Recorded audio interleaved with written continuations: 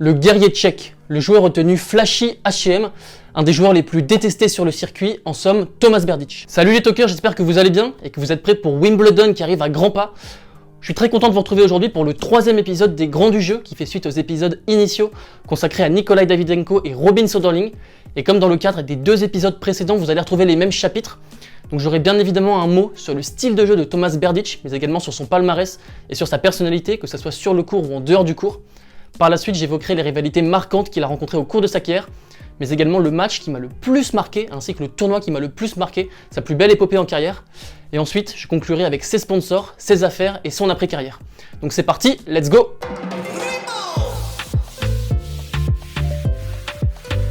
Une petite intro avant de commencer et de rentrer dans le cœur du sujet. Tomas Berdych était un joueur professionnel tchèque, né le 17 septembre 1985 à Valaxe Meziříčí en République tchèque donc, et il était le meilleur joueur tchèque depuis Ivan Lendl. Également, il a été professionnel pendant 17 années, de 2002 à 2019, et à mon sens, Tomas Berdych c'est le joueur qui incarne le plus l'échec face au Big 3 ou le Big 4. Il était souvent bien au-dessus des autres sur le circuit, peut-être Juan Martín del Potro et Stan Wawrinka mis à part, et pourtant il était bien en dessous du trio infernal. Néanmoins, il a pu signer des victoires marquantes en Grand Chelem contre chacun des membres du Big 4, et c'est un exploit qu'il partage seul avec Jo-Wilfried Tsonga et Stan Wawrinka. Également, Tomas Berdych il a pu atteindre une finale en Grand Chelem à Wimbledon en 2010 face à Rafael Nadal. Il a été titré en Master 1000 à Paris-Bercy en 2005, et il a atteint une magnifique 4e place mondiale en 2015. Au niveau de son style de jeu, Tomas Berdych est un joueur qui est réputé pour sa grande puissance du fond du court. C'est un joueur qui s'appuyait sur des coups surpuissants des deux côtés, que ce soit côté coup droit mais également côté revers. Et surtout son coup droit, il avait un coup droit assez extraordinaire où il arrivait à pleinement s'engager dans la balle, à générer énormément de puissance. Et du coup il arrivait vraiment à prendre l'initiative, à dicter le jeu, à contenir ses adversaires derrière sa ligne de fond. Que ce soit côté coup droit ou côté revers, c'est un joueur qui s'appuyait énormément sur une prise de balle à plat. Vraiment, ça lui arrivait jamais de lifter ou même de slicer des balles. Il frappait quasiment tous ses coups à plat. Également, c'était un joueur qui était très appliqué, qui avait un style de jeu assez relâché et qui avait une technique irréprochable des deux côtés. Au niveau du service, Tomas Berdych, il avait un des tout meilleurs services sur le circuit. Tomas Berdych, il faut savoir que c'était un géant, il mesurait 1m96 pour 91 kg et il s'appuyait sur sa grande taille pour générer énormément de puissance au niveau du service. Également, il était très fort au niveau précision, il arrivait vraiment à viser les lignes extérieures. Et son service, du coup, il arrivait à frapper énormément d'ace ou de points gratuits, ou alors de se mettre dans d'excellentes dispositions pour frapper son deuxième coup de raquette, donc le fameux service plus 1 dont on parle tant sur la chaîne. Et Tomas Berdych, il s'appuyait vraiment sur son service et du coup son coup droit pour vraiment dominer la filière courte. C'était vraiment sa marque de fabrique. Il y avait rarement des échanges qui duraient plus de 2, 3, 4 ou 5 coups sur ses jeux de service. Par ailleurs, Tomas Berdych était un joueur extrêmement complet qui savait s'exprimer sur tout type de surface, que ce soit le dur, le gazon, la terre battue ou bien la moquette. Mais la surface vraiment dans laquelle il excellait le plus, c'était les surfaces rapides bien évidemment, puisqu'il avait des armes typiques pour exceller sur ce genre de surface, avec son gros service, son coup droit surpuissant et son état d'esprit offensif, agressif. Par ailleurs, Tomas Berdych était un joueur qui jouait de manière assez relâchée, assez élégante, et c'est un joueur qui me rappelle beaucoup Sebastian Korda, ou plutôt l'inverse, vous pourrez me dire dans les commentaires si vous êtes d'accord avec moi, mais je trouve que par moments, Sebastian Korda me fait vraiment penser à Tomas Berdych dans le style de jeu. Ils ont une grande puissance tous les deux, ils ont un petit peu la même prise de balle à plat, ils jouent tous les deux de manière assez offensive, de manière assez puissante, et je trouve vraiment qu'il y a une filiation entre les deux joueurs, donc n'hésitez pas à me dire dans les commentaires si vous êtes d'accord avec moi. On a vu les forces de Tomas Berdych dans son style de jeu, on va tout de suite passer à ses faiblesses, puisqu'il y en avait quand même quelques-unes. Déjà, il faut savoir que, comme je vous l'ai dit, Tomas Berdych était un joueur extrêmement offensif, mais derrière sa ligne de fond, il faut savoir qu'il était vraiment pas attiré vers le filet, puisqu'il avait vraiment un manque de toucher, il n'avait pas une très belle main, que ce soit au niveau de ses volets ou de ses amortis. Et c'est un joueur qui n'aimait pas vraiment sortir de sa zone de confort, donc il restait très souvent derrière sa ligne, et il montait très peu au filet pour conclure ses points. Également, Tomas Berdych, on peut lui faire ce reproche du fait qu'il avait un style de jeu un petit peu trop stéréotypé.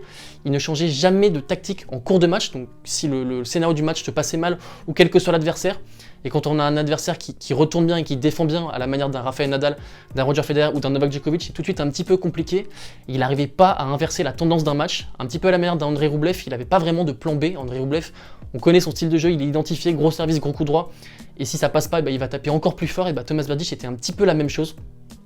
Par ailleurs, Tomas Berdych était un joueur qui n'était pas connu pour sa capacité à être régulier au cours d'un match. Il avait souvent des moments de flottement, que ce soit sur un jeu, un set ou bien 2 sets, et ça lui a fait défaut bien évidemment lors de gros matchs très importants. Et puis surtout, la plus grosse lacune de Tomas Berdych reste son mental qui était extrêmement criant tout au long de sa carrière. Dans les moments chauds, il n'arrivait pas à jouer de manière naturelle, à jouer libéré, à jouer relâché. Et face au gros, ça ne pardonnait pas, bien évidemment. Il n'arrivait pas à se remettre d'une occasion manquée, d'une balle de break, d'une balle de set, d'une balle de match. Et il a perdu énormément de matchs au cours de sa carrière qu'il n'aurait jamais dû perdre. Et il a travaillé longtemps là-dessus avec 2 coachs que sont Daniel Valverdu et Goran Ivanisevic, et ça s'est un petit peu amélioré vers la fin de sa carrière. On voyait qu'il faisait preuve d'un petit peu plus de caractère, mais vraiment au début de sa carrière, c'était un joueur qui était connu pour lâcher ses matchs dès qu'il ratait une grosse occasion. Au niveau de son palmarès, Tomas Berdych est un joueur qui dispose d'une belle armoire à trophées, puisqu'il a remporté 13 titres sur le circuit ATP, notamment un Master 1000 à Paris-Bercy en 2005, 3 ATP 500 et 2 Coupes Davis en 2012 et en 2013. Également Tomas Berdych, comme je vous l'ai dit en introduction, il a atteint la 4e place mondiale en 2015, et surtout il a atteint la finale d'un tournoi du Grand Chelem, c'était en 2010 à Wimbledon, finale qu'il a perdu contre Rafael Nadal, mais on va en parler dans la suite de la vidéo. Également, Tomas Berdych, c'est le joueur qui a remporté le plus de matchs en Grand Chelem sans jamais triompher en Grand Chelem, avec 146 victoires en Grand Chelem. Il devance David Ferrer qui a remporté lui 145 victoires en Grand Chelem. Également, Tomas Berdych, c'est 191 victoires en Master 1000, donc c'est assez colossal comme total. Par ailleurs, Tomas Berdych, c'était un joueur extrêmement complet qui a atteint les quarts de finale des 4 tournois du Grand Chelem, et notamment 7 demi-finales en Grand Chelem. Et puis Tomas Berdych, c'est un joueur qui a signé des victoires face au Big 3.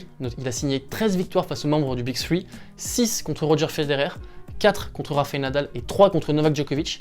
Et il a triomphé à 4 reprises en carrière d'un numéro 1 mondial. Tomas Berdych, il a remporté le premier titre de sa carrière sur le circuit ATP en 2004 du côté de Palerme en battant Filippo Volandri en finale, et c'était sur terre battue. La terre battue qui n'est pas la surface sur laquelle il excelle le plus, eu égard de ses armes qui sont caractéristiques pour briller sur surface rapide. Mais comme je vous l'ai dit, Tomas Berdych c'était un joueur extrêmement complet, et d'ailleurs il a été titré sur les 4 surfaces. Mais le plus beau titre de la carrière de Tomas Berdych, ça reste bien évidemment son triomphe au Master 1000 de Paris-Bercy en 2005 où il avait tout juste 20 ans. Il a vraiment créé la surprise en venant à bout d'Ivan Ljubicic, l'actuel coach de Roger Federer, en finale en 5-7. Et oui, puisque les finales de Master 1000 à l'époque se disputaient au meilleur des 5-7. Et je trouve que c'était une bonne règle. Personnellement, je la regrette un petit peu. N'hésitez pas à me dire en commentaire si vous regrettez cette règle également. Je trouve que ça rajoutait beaucoup plus de dramaturgie au niveau du scénario des matchs et on pouvait assister à beaucoup plus de surprises. Et on pensait au cours de ce match que l'expérience d'Ivan Ljubicic allait prendre le dessus sur la fougue et la jeunesse de Tomas Berdych. Et ce n'est pas ce qui s'est passé. Tomas Berdych a triomphé au cours de ce match. Et par la suite, Tomas Berdych en Master 1000, il n'a plus jamais été titré, mais il a atteint la finale de 3 Master 1000, à savoir Miami en 2010, Madrid en 2012 et Monte-Carlo en 2015. Et puis enfin, une petite stat que je trouvais marrante, c'est que Tomas Berdych, il a disputé le plus long match de l'histoire du circuit ATP en double. C'était en Coupe Davis, lorsqu'il a été associé à Lucas Rosol et qu'il a battu les Suisses Stan Wawrinka et Marco Chiudellini. Le match a duré 7 heures et 2 minutes, je sais pas si on se rend compte, un match de double, c'est vraiment ahurissant. Et le score de ce match était en 2013, c'était 6-4, 5-7, 6-4, 6-7, 24-22. Et il faut savoir que Tomas Berdych était un joueur pour qui l'équipe nationale ça comptait énormément, les Tchèques l'appréciaient énormément et il leur rendait bien. Et il a été titré à 2 reprises en Coupe Davis, donc il a soulevé à 2 reprises le Salésé d'argent, en 2012 puis en 2013, et il marquait l'histoire, puisque ça faisait un petit peu plus de 40 ans qu'aucun pays n'avait remporté 2 années de suite la Coupe Davis.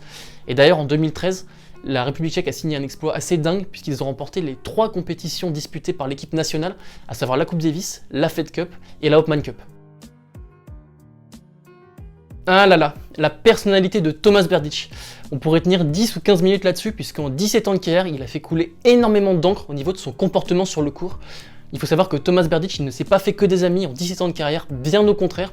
Il était un des joueurs les moins populaires, que ce soit auprès des autres joueurs, mais également du grand public. Il avait un petit côté bad boy qu'il revendiquait, avec un caractère extrêmement provocateur. Et il n'était vraiment pas apprécié de ses collègues tennismen qui lui décernaient chaque année le titre officieux du joueur le plus antipathique sur le circuit. Et Tomas Berdych, il était un petit peu à l'image de son illustre compatriote Ivan Lendl. Il était assez froid, assez inexpressif, assez colérique. Et Tomas Berdych, vraiment, il avait vraiment une légendaire mauvaise réputation. Il avait souvent des manquements en fair play, des pauses pipi interminables, des discussions avec les arbitres, des pleurnicheries. C'était vraiment un Stefanos Tsitsipas avant l'heure, le papa en moins. Mais voilà, Tomas Berdych était un joueur qui avait vraiment un caractère assez clivant et pas un super comportement sur le court. On va voir quelques petites histoires qui ont forgé la réputation légendaire de la personnalité de Tomas Berdych. Et la toute première, on est en 2006 du côté de Wimbledon, un match entre Fabrice Santoro et Tomas Berdych. Et Fabrice Santoro domine vraiment Tomas Berdych avec son jeu atypique. Et Berdych en a vraiment marre, il ne supporte plus le jeu du français, déjà il s'apprécie très peu. Et au moment où Fabrice Santoro va servir pour le match, Tomas Berdych va appeler le kiné. Il va se faire masser, soigner pendant 15 minutes pour essayer vraiment de casser le rythme, de faire que Fabrice Santoro perde son rythme, perde sa routine, et essayer de le perturber au maximum sur le dernier jeu du match. Ça ne marchera pas, Fabrice Santoro va s'imposer, va remporter son jeu de service. Et à l'issue du match, en conférence de presse, Berdych va reconnaître qu'il n'avait rien du tout. Il avait juste appelé le kiné justement pour essayer de casser le rythme du match. On peut dire qu'il était franc à défaut d'être classe, mais ça c'est un petit peu un trait de sa personnalité. Également en 2006 du côté de Madrid, 2006 toujours, belle année pour lui niveau comportement. Il va battre Rafael Nadal sur ses terres en Espagne. Donc le public était majoritairement pour Rafael Nadal bien évidemment puisqu'il soutenait son champion. Et à l'issue de la balle de match, un match très serré qui finit au tie-break du 3e set, Tomas Berdych va faire ça au filet. Il va faire ça au public, il va leur intimer l'ordre de se taire, et au filet, Rafael Nadal va le voir et va lui dire « T'es vraiment un sale mec ». Et on va voir que les deux joueurs vont s'expliquer suite à la balle de match, ils vont commencer à se disputer l'un et l'autre. Et Tomas Berdych était un joueur qui ne s'entendait pas du tout avec Rafael Nadal, il était très hautain avec lui, comme avec beaucoup d'autres collègues du circuit. Mais Tomas Berdych, il détestait vraiment Rafael Nadal, et Rafael Nadal le lui rendait bien. Une autre histoire, on est en 2012 du côté de l'Open d'Australie, lors d'un match entre Nicolas Almagro et Tomas Berdych. Et lors d'un point chaud dans ce match, c'est vraiment ce qui s'est passé, c'était un point assez chaud. Nicolas Almagro va faire venir au filet Tomas Berdych, et puis il va jouer l'homme au niveau du passing, il va frapper la balle et ce qui va atteindre Tomas Berdych. Et Tomas Berdych estime que Nicolas Almagro l'a visé délibérément, ce qui n'était pas évidemment la version démentie par Nicolas Almagro. Et à l'issue de la balle de match, de la poignée de main, Tomas Berdych va refuser de serrer la main de Nicolas Almagro. Et c'était vraiment un point de non-retour avec le public. Il s'est fait huer comme jamais. Et jusqu'à l'issue du tournoi, il aura tout le public contre lui. Mais Tomas Berdych, c'est un joueur qui s'en foutait vraiment. Le public, ça l'intéressait pas. C'était un petit peu à la manière d'un Marcelo Rios. Il faisait sans. Voilà, c'était quelque chose qui n'était pas spécialement fait pour lui. Il arrivait à carburer un petit peu dans l'adversité, à la manière d'un Novak Djokovic, par exemple. Également, Tomas Berdych, dans les vestiaires, et la relation qu'il avait avec les autres joueurs, c'est qu'il ne parlait à personne. Il faisait vraiment également le service minimum devant les médias. Il était souvent considéré comme hautain, comme arrogant. Et il saluait très peu Rafael Nadal, il s'entendait vraiment très mal avec Rafael Nadal. Rafael Nadal, qui est évidemment très poli, saluait systématiquement Tomas Berdych à chaque fois qu'il le voyait en tournoi. Mais Tomas Berdych ne lui rendait pas. Et également, Tomas Berdych a eu des mots durs à l'égard de Roger Federer en 2010, suite à sa victoire à Wimbledon contre Roger Federer. Roger Federer était blessé lors de ce match, je peux vous le confirmer, je suis fan du Suisse. Il était blessé au dos et à la jambe. Et Roger Federer va le faire remarquer en conférence de presse, on va lui poser la question « Est-ce que vous étiez blessé ?» Roger Federer va répondre oui, je l'étais un petit peu, mais la victoire revient à Tomas Berdych, il a eu beaucoup plus de mérite. Et lorsque Tomas Berdych apprend cette déclaration de Federer, il va dire que c'est un mauvais perdant. Donc voilà, Tomas Berdych, c'était un joueur qui était franc, cash, qui était assez clivant et qui avait une personnalité qui détonnait vraiment dans le monde du tennis.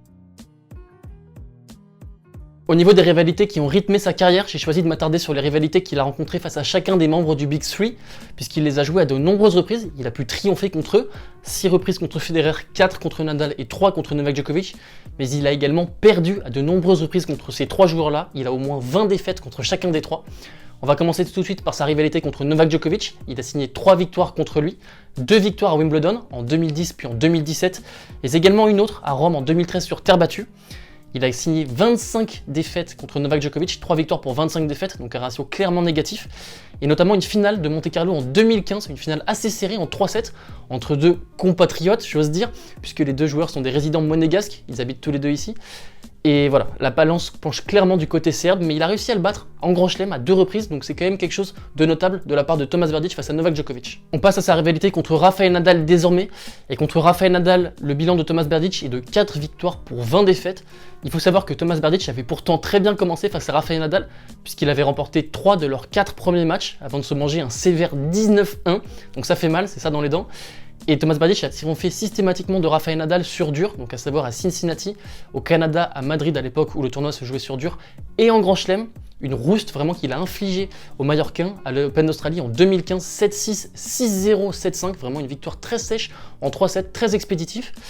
Également la rivalité entre les deux joueurs a atteint vraiment des sommets lors de la finale de Wimbledon en 2010, puisque les deux joueurs se sont joués en finale de Grand Chelem, victoire remportée par Rafael Nadal. Et comme je vous l'ai dit, les deux joueurs se détestaient vraiment au début de leur carrière, mais vers la fin, ça a commencé à aller mieux. On a vu que Tomas Berdych changeait un petit peu au niveau de sa personnalité, et les deux joueurs ont joué ensemble en double en 2017 lors de la Lever Cup, donc c'était très étonnant. Si on nous avait dit ça en 2006, que 11 ans plus tard, ils joueraient en double ensemble, ça aurait été assez marrant d'entendre ça. Mais voilà, le bilan de Tomas Berdych face à Rafael Nadal en carrière. On passe tout de suite à la rivalité contre Roger Federer, puisque les deux joueurs se sont joués à de nombreuses reprises, et le bilan est encore une fois défavorable, puisque Tomas Berdych a triomphé à 6 reprises de Roger Federer pour 20 défaites, c'est néanmoins l'adversaire du Big Three contre lequel il a connu le plus de succès. Les succès ont eu lieu aux Jeux Olympiques d'Athènes en 2004, à Miami, à Wimbledon, à Cincinnati, à l'US Open et à Dubaï. Et il faut savoir que Tomas Berdych et Roger Federer se sont affrontés à 10 reprises dans les tournois du Grand Chelem. C'est un chiffre complètement colossal. C'est tout autant que les affrontements en Grand Chelem entre Novak Djokovic et Andy Murray. Et Tomas Berdych et Roger Federer se sont joués lors des 4 tournois du Grand Chelem. Donc c'était vraiment une rivalité marquante en Grand Chelem dans la carrière des deux joueurs. Thomas Berdych également, il a remporté le premier affrontement contre Roger Federer. Il a causé une des plus grandes surprises de l'histoire, puisque c'était aux Jeux Olympiques d'Athènes en 2004. Il jouait contre Roger Federer, qui était numéro 1 mondial, archi favori de ce match et donc du tournoi pour remporter une médaille d'or qu'il n'a toujours pas conquise. Thomas Berdych, quant à lui, était 79e mondial. Roger Federer a pourtant gagné le premier set dans ce match. Et néanmoins, Thomas Berdych va revenir dans ce match. Il va conclure sur un magnifique retour gagnant en revers long de ligne, assez incroyable, qui a vraiment cloué le bec de Roger Federer. Donc une des plus grosses surprises de l'histoire des Jeux Olympiques. Et également une deuxième victoire marquante hors Grand Chelem de Thomas Berdych face à Roger Federer a eu lieu au tournoi de Miami en 2010 où il s'impose face aux Suisses en sauvant une balle de match. Et c'était vraiment assez incroyable pour lui de sauver une balle de match contre un tel joueur, puisque comme je vous l'ai dit, Thomas Berdych souffre vraiment d'un manque de mental, d'un manque de confiance en lui dans les moments chauds. Et ça a été un déclic, un tournant dans sa carrière, puisque suite à ce match, il a réalisé 2, 3, 4 très belles années. Le match que je retiens le plus de sa carrière a eu lieu en 2012 du côté de l'US Open, lorsqu'il a triomphé de Roger Federer en 4-7, et c'était un assez grand exploit pour plusieurs raisons. Tout d'abord puisque le match avait lieu en night session et que Roger Federer n'avait jamais perdu de night session à New York, il avait remporté ses 23 premières night sessions. Également, Roger Federer n'avait jamais perdu en quart de finale de l'US Open, il avait été allé au moins systématiquement en demi-finale de l'US Open depuis l'édition 2003, et cette année-là va marquer un tournant. Thomas Berdych également joue contre Roger Federer qui est redevenu numéro 1 mondial, qui a remporté son 17e Grand Chelem du côté de Wimbledon.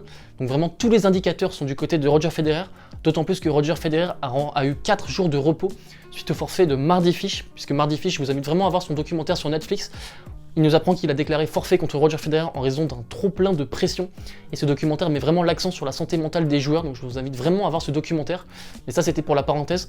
Donc tous les éléments, tous les paramètres de ce match sont en faveur de Roger Federer. Et pourtant, Thomas Berdych va réussir un match sensationnel. Thomas Berdych va récidiver 2 ans après son exploit déjà en quart de finale de l'édition de Wimbledon en 2010 contre Roger Federer. Il va à nouveau triompher de Roger Federer en quart de finale d'un tournoi du Grand Chelem. Également sur ce match, il a pu s'appuyer sur des précédents puisqu'il avait déjà battu Roger Federer dans des conditions similaires à Miami en 2010, puis à Cincinnati en 2011. Et ce match était un match d'une très grande qualité, surtout dans les 2 derniers sets. Et Thomas Berdych a su vraiment élever son niveau de jeu, rentrer dans Roger Federer, vraiment le dominer à l'échange, être hyper offensif, hyper agressif, et le breaker dans le 4e set au bout d'un coup droit extraordinaire que je vous invite à voir dans beaucoup de highlights, avant de conclure blanc au jeu suivant. Et lors de ce match, Federer a bien joué dans les 2 derniers sets, mais dans les 2 premiers sets, ça a été un petit peu plus compliqué puisqu'il a sorti 40 fautes directes tout au long du match, contre seulement 21 pour Thomas Berdych. Et Federer est beaucoup parti à la faute côté coup droit lors de ce match, puisqu'il a signé 24 fautes côté coup droit. C'est assez rare de la part de Roger Federer, qui s'appuie énormément sur son coup droit, puisqu'il a un des tout meilleurs coups droits sur le circuit ATP. Et lors de ce match, Berdych a excellemment bien servi, puisqu'il a connu 80% de réussite derrière sa première balle. C'est colossal, ça veut dire que Roger Federer avait vraiment beaucoup de difficultés à retourner le service du Tchèque. Le taux de réussite de Roger Federer, à l'inverse, était seulement de 71%, ce qui est déjà un très bon taux, mais pas autant que le 80% de Thomas Berdych. Et Federer a mis du temps à se régler au niveau de son service, au niveau de son coup droit, et lorsqu'il a pu le faire, les 2 derniers sets ont vraiment été d'assez grosse dramaturgie, vraiment un match assez plein. En plus, en night session, on connaît l'ambiance new-yorkaise, on sait que les fans sont vraiment en délire lors de ce match, et c'était un super match de la part de Thomas Berdych. Et suite à cette victoire en 4-7, Thomas Berdych va se qualifier en demi-finale, où il va perdre contre Andy Murray, qui remportera 2 jours plus tard son tout premier Grand Chelem face à Novak Djokovic en 5-7. Le tournoi qui m'a le plus marqué durant la carrière de Thomas Berdych a eu lieu en 2010, c'était l'édition de Wimbledon. Thomas Berdych a atteint la finale du tournoi qu'il a perdu face à Rafael Nadal, mais auparavant il a triomphé en quart de finale de Roger Federer pour un exploit insensé, puisque Roger Federer est resté sur 7 finales consécutives du côté de Wimbledon. Il a ensuite battu Novak Djokovic en demi-finale avant de perdre du coup face à Rafael Nadal, et je vous propose tout de suite de revenir sur l'intégralité de ces 3 matchs. En quart de finale, Thomas Berdych va réussir l'exploit insensé, invraisemblable, de sortir le tenant du titre Roger Federer, qui restait sur 7 finales consécutives du côté de Wimbledon, qui n'avait pas perdu avant la finale depuis l'édition 2002 de Wimbledon, et qui sur ces 7 années-là du côté de Wimbledon avait perdu un seul match, c'était bien évidemment la finale de l'édition 2008, un des plus grands matchs de l'histoire qu'il avait perdu face à Rafael Nadal, et pourtant Thomas Berdych va s'imposer en 4-7. Thomas Berdych est alors en confiance puisqu'il sort d'une demi-finale du côté de Roland Garros qu'il a perdu face à Robin Söderling. Et lors de ce match, Thomas Berdych va s'appuyer sur ses principales qualités qu'on a identifiées au début de vidéo, à savoir son gros service et son coup droit. Je vous donne quelques stats. Thomas Berdych, lors de ce match, Au niveau du service, il a servi en moyenne à 207 km/h, c'est absolument colossal. D'autant plus que sur gazon, c'est beaucoup plus rapide, donc c'est très compliqué de retourner. Et du côté de sa ligne de fond, en coup droit, il a envoyé 21 coups droits gagnants. Donc il a vraiment réussi à dominer Roger Federer dans la filière courte. Il a essayé de l'agresser au maximum, de prendre l'initiative dans les échanges, et il a eu raison. Roger Federer, il aime bien avoir le contrôle des échanges, là il ne l'a pas eu.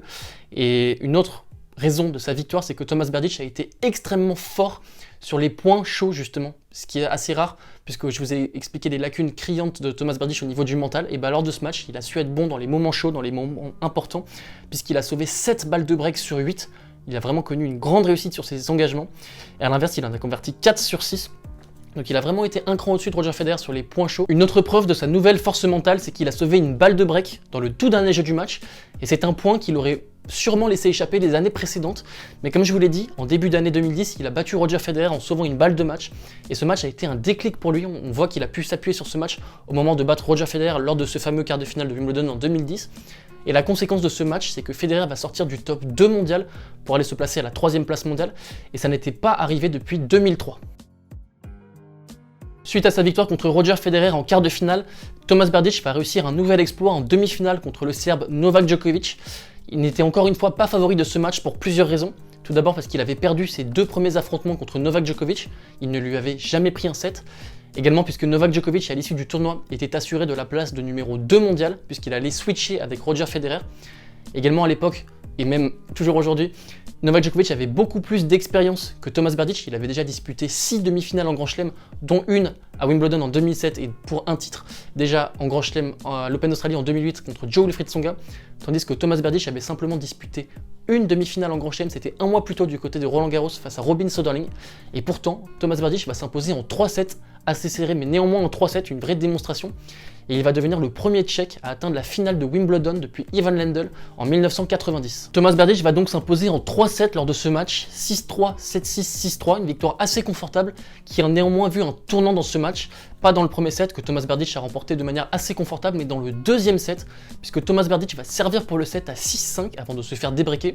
On se dit qu'il a peut-être laissé passer sa chance, puisque Novak Djokovic a beaucoup plus d'expérience que lui et va sûrement mieux jouer le tie-break que Thomas Berdych. Et pourtant, Thomas Berdych va jouer le tie-break magnifiquement bien.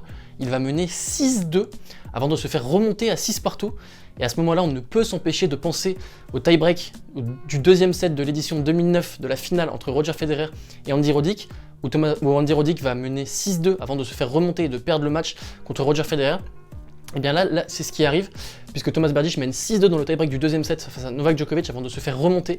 Il va finalement remporter le tie-break 11 points à 9 en sauvant 2 balles de set, donc vraiment un moment de grande tension. Il va remporter ce set sur une double faute de Novak Djokovic, et également dans le troisième set, il va breaker Novak Djokovic, encore une fois sur une double faute du Serbe, donc le Serbe aura vraiment craqué dans les moments chauds, dans les moments importants, ce qui n'était pas encore sa marque de signature. Et donc Thomas Berdych va s'imposer en 3-7 avant de jouer contre Rafael Nadal en finale.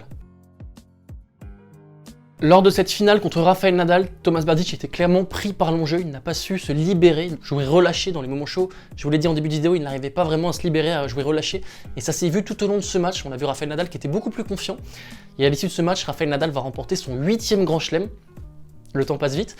Et c'était le deuxième et dernier Wimbledon de Rafael Nadal à l'époque. Thomas Berdych ne poursuivra pas sa série qui était de remporter sa première finale en 250, en 500 et en Master 1000, puisqu'il va perdre à l'issue de ce match.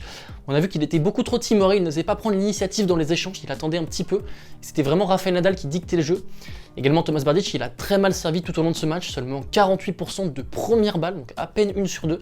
C'est vraiment catastrophique, d'autant plus sur gazon qui favorise les grands serveurs comme Thomas Berdych. Également, comme je vous l'ai dit, il était beaucoup trop attentiste, il jouait derrière sa ligne de fond. Et surtout dans les moments chauds, il n'a pas réussi à breaker Rafael Nadal tout au long du match. Il a eu 6 balles de break, il n'en a converti aucune, tandis qu'à l'inverse, il s'est fait breaker à 4 reprises. Et le match s'est fini sur un magnifique passing de Rafael Nadal, une balle de match, une balle de break également. Mais la conséquence de ce match, c'est que Thomas Berdych est passé numéro 8 mondial à l'issue de ce tournoi. Et c'est un tournoi sur lequel il a pu s'appuyer pour la suite de sa carrière. Au niveau de ses sponsors, Thomas Berdych était un joueur qui aimait bien changer de sponsor, surtout d'équipementier, puisqu'il a commencé sa carrière chez Nike, avant d'aller chez H&M, puis d'aller chez Adidas et enfin de finir chez Hydrogen. Mais maintenant, on va un petit peu s'attarder sur sa collaboration avec H&M, puisqu'il avait des tenues assez spéciales que vous allez voir défiler à l'écran. C'était des tenues assez osées, ça pouvait être des masterclass ou bien des tenues un petit peu plus clivantes, notamment le maillot à fleurs. N'hésitez pas à me dire dans les commentaires si vous aimez, si vous validez ces choix de tenues. Également Thomas Berdych, au niveau de ses raquettes, il était sponsorisé par Dunlop jusqu'en 2010 avant de passer chez Ed. Suite à sa carrière, Thomas Berdych il a également lancé sa première marque de montre avec la marque Felio CB. Et puis ensuite, Thomas Berdych il a signé des contrats d'assurance avec la société Ebix, des contrats avec la marque allemande, bien évidemment BMW. Et puis ensuite, au niveau des chaussures, ça n'a pas changé tout au long de la carrière de Thomas Berdych puisqu'il était sponsorisé par Nike. Le dernier match de la carrière de Thomas Berdych a eu lieu à l'US Open en 2019 lorsqu'il a perdu face au qualifié Jason Brooksby. Et je regrette que Thomas Berdych n'ait pas eu de wildcard à Bercy puisqu'il avait émis le souhait, l'envie de finir sa carrière à Bercy, ça aurait été beau pour le symbole puisqu'il avait été titré en Master 1000 ici. Et il n'a pas réussi à obtenir ce précieux sésame et du coup il a pris sa retraite un petit peu en eau de boudin et c'est vraiment dommage. C'est vraiment un grand joueur et j'aurais aimé qu'il ait une fin digne de ce nom. Malheureusement il a pris sa retraite à l'issue d'une cérémonie juste avant les ATP Finals de Londres. Et je trouve ça dommage. Également Thomas Berdych, maintenant il consacre beaucoup de temps à sa femme puisqu'il s'est marié. Il faut savoir qu'au début de sa carrière, Thomas Berdych il était en couple avec une joueuse de tennis qui s'appelait Lucie Safarova. Et puis il l'a quittée en 2011 pour aller se mettre avec une mannequin absolument superbe qui s'appelle Esther Saturova, que vous allez voir défiler à l'écran. Et voilà, Thomas Berdych il a peut-être pas gagné de grand chelem, mais le plus beau trophée qu'il ait remporté dans sa carrière c'est sa femme, donc il se consacre beaucoup de temps à sa femme, et il a bien raison. Et Thomas Berdych également il a consacré beaucoup de temps puisqu'il a créé une association, une fondation Thomas Berdych qui a pour conséquence, pour but, de venir en aide aux enfants et également aux adultes et de leur proposer un développement sportif. En conclusion, Thomas Berdych était un immense joueur, c'était vraiment un poids lourd du circuit lorsque le Big Four était au sommet. C'était un joueur qui s'appuyait sur des coups surpuissants, que ce soit au niveau de son service et de son coup droit. C'est un joueur qui a obtenu des résultats notables face aux membres du Big Three, puisqu'il a triomphé à 13 reprises contre eux. Il a atteint la finale d'un tournoi de Grand Chelem à Wimbledon en 2010, il a été titré en Master 1000. Il a remporté 13 titres, notamment 2 Coupes Davis, donc vraiment un palmarès assez incroyable qui rendrait jaloux de nombreux joueurs. Et je tenais vraiment à le remercier pour l'ensemble de sa carrière. Personnellement, c'est un joueur qui m'a énormément marqué et j'espère vraiment qu'on le reverra sur le circuit en tant que coach, pourquoi pas. Et je pensais notamment à Jiri Leeka ou Sébastien Corda, ça me ferait beaucoup plaisir de le voir entraîner des joueurs comme ça. Et voilà, on arrive à la fin de notre 3e épisode des Grands du Jeu, j'espère que ça vous aura plu. N'hésitez pas à me dire en commentaire de qui est-ce que vous aimeriez que je fasse le portrait dans le cadre de mes prochains épisodes. Également si vous rajouteriez des thèmes ou des sections que vous aimeriez retrouver. N'hésitez pas également à me dire quels souvenirs marquants vous laisse Thomas Berdych, j'ai hâte de vous lire dans les commentaires. Quant à nous, on va se retrouver très vite avec la chaîne pour couvrir Wimbledon, j'espère qu'on aura un beau tournoi. Donc je vous dis à très vite et je vous embrasse, gros bisous!